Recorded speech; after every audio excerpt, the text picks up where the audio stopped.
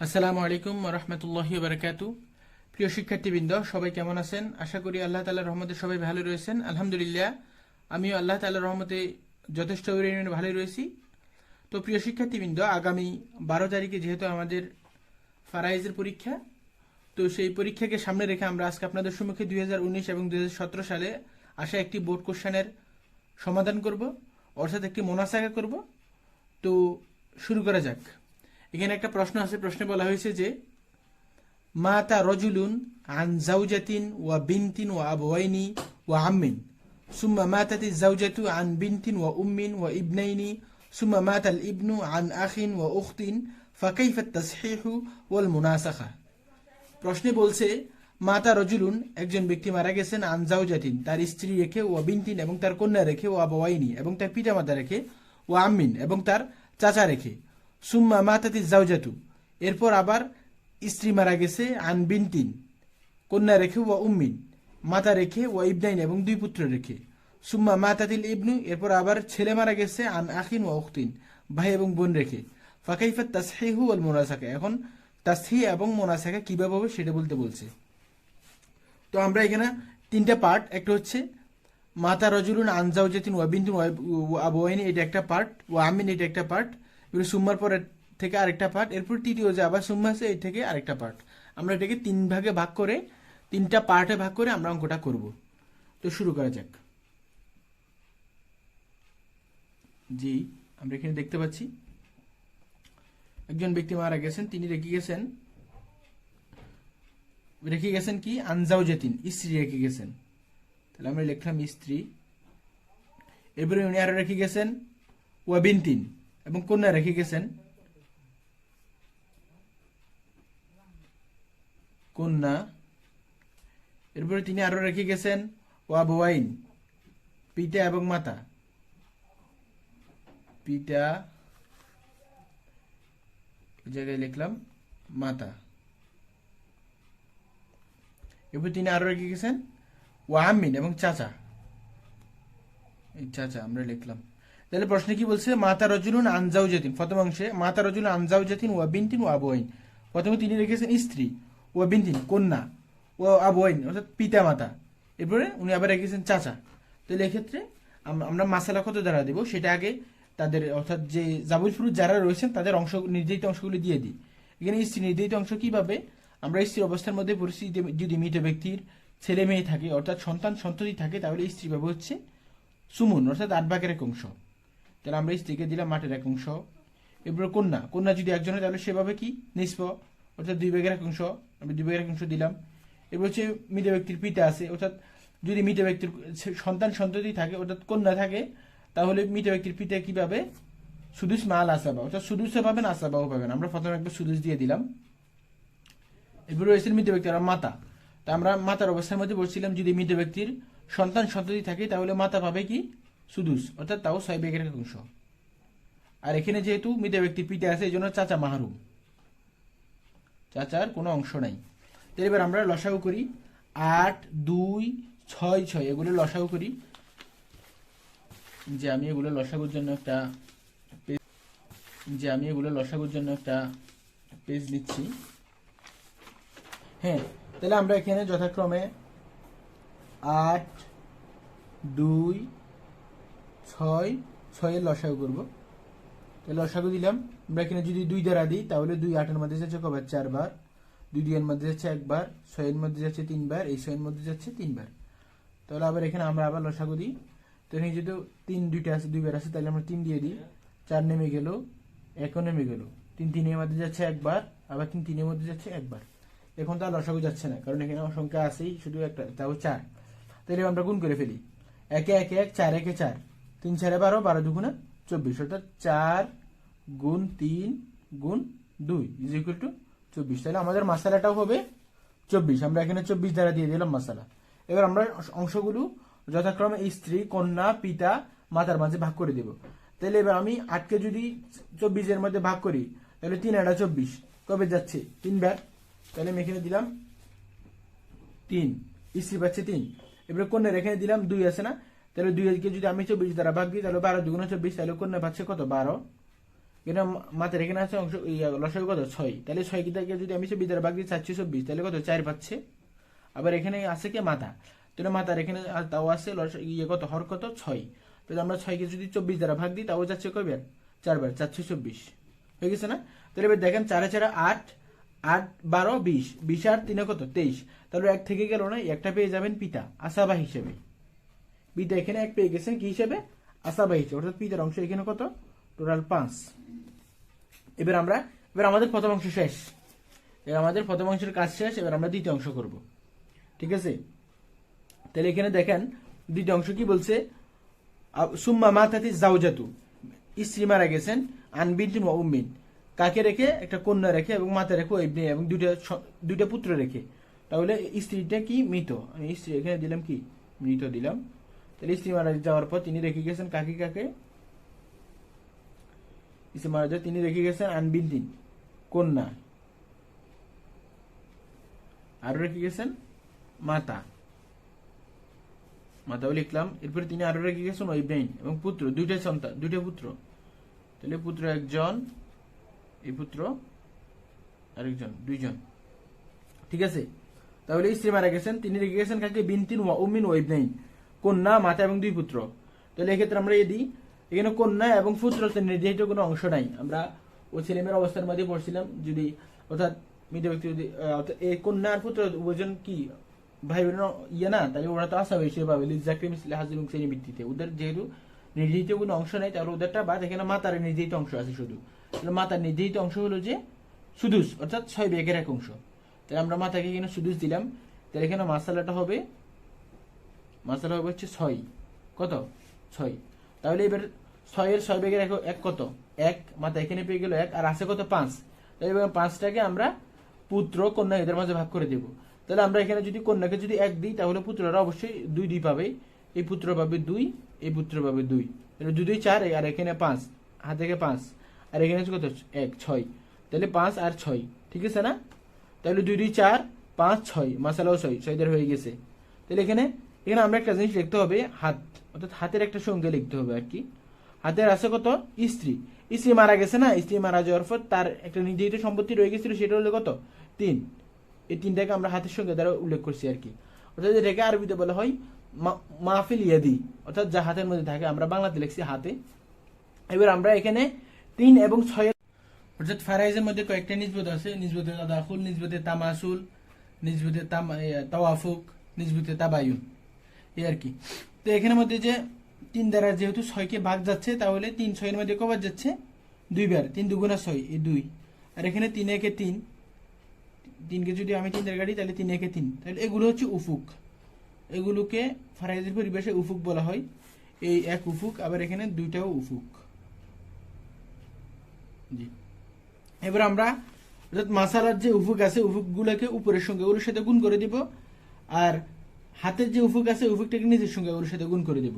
তাহলে আমরা হাতের উফুকটাকে নিচের সংখ্যাগুলোর সাথে গুণ করে দেখি, এখানে যদি 1 আছে, তাহলে 1টাকে যার সাথে গুণ করি না কেন, আগের যে ফল ছিল ওইটাই থাকবে। যেমন 1কে যদি 2 এর সাথে গুণ করি 2 1 2, 1কে যদি আবার 2 এর সাথে গুণ করি 2 1 2, আবার 1কে 1 এর সাথে গুণ করলে 1 1 1, 1কে 1 এর সাথে গুণ করলে 1 1 1 থেকেই যাচ্ছে, ঠিক আছে।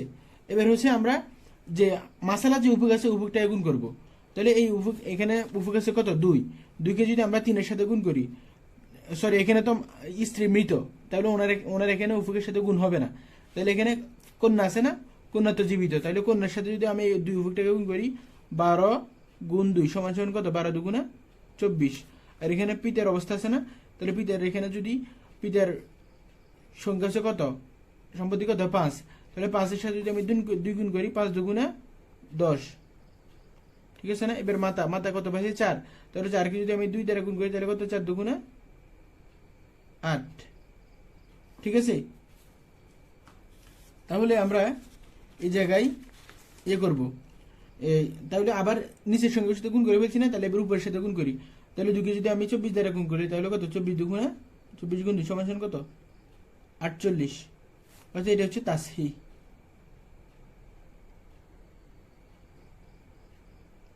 জি, তো এবার আমাদের দ্বিতীয় অংশের কাজ শেষ, আমাদের দ্বিতীয় অংশেরও কাজ শেষ, অর্থাৎ সুম্মা মাতাতি জাওজাতু আন বিনতিন ওয়া উম্মিন ওয়া ইবনিন, এটারও কাজ শেষ। এবার আমরা তৃতীয় অংশ করব। তৃতীয় অংশটা কি, সুম্মা মাতাল ইবনু আন আখিন ওয়া উখতিন, অর্থাৎ কে মারা গেছে? পুত্র মারা গেছে। এবার মারা গেছে কে? পুত্র। আন আখিন ওয়া উখতিন, একটা ভাই এবং বোন রেখে। তাহলে এবার আমরা এই অংশটা করি। দেখেন,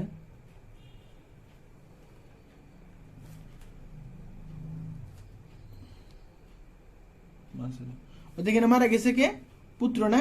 তাহলে এখানে পুত্র তো দুইজন আছে, একজন পুত্র একজন পুত্র। তাহলে আমরা যে কোনো একজনের জায়গার মধ্যে মৃত লিখতে পারি। আমি চাইলে প্রথম জনের সাথে বা দ্বিতীয় জনের সাথে মৃত যে কোনো একজনের সাথে লিখতে পারি। তাহলে আমরা এখানে একজনের লিখলাম মৃত, তাহলে পুত্র মৃত। তাহলে পুত্র মৃত মরে যাওয়ার পর রেখে গেছেন কে?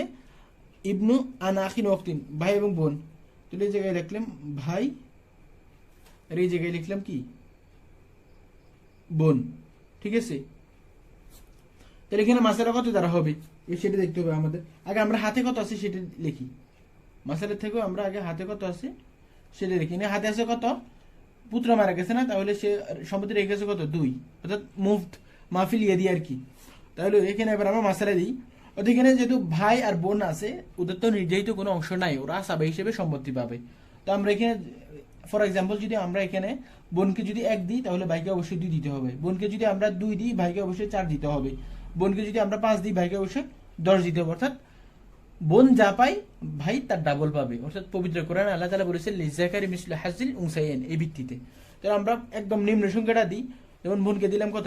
1, আর ভাইকে দিলাম 2, অর্থাৎ 2 আর 1 কত? 3। সুতরাং এখানে মাসালা হলো কত? 3। ঠিক আছে না? মাসালা 3। এবার আমরা উভয়ের মাঝে নিসবত লক্ষ্য করব। এখানে 2 আর 3 যেহেতু কোনোভাবে কি যাচ্ছে না, ভাগ যাচ্ছে না। আবার উপর একটা সংখ্যা নিলেও উভয় সংখ্যাটাকে ভাগ করা যাচ্ছে না। এই জন্য এটাকে বলে নিসবতে তাবায়ুন। নিসবতে তাবায়ুন। ঠিক আছে? তাহলে এখানের মধ্যে এখানের উফুক কত? হাতের উফুক কত? 2। যেহেতু একটাকে আরেকটার দ্বারা ভাগ যাচ্ছে না, তাহলে এখানে উফুকটাই 2 রয়ে যাবে। আবার এখানে এই 2 এর উফুক কত? মাসালের উফুক কত? 3। যেহেতু এখানে কোনো ভাগ যাচ্ছে না, এই জন্য 3 উফুক থেকে যাবে।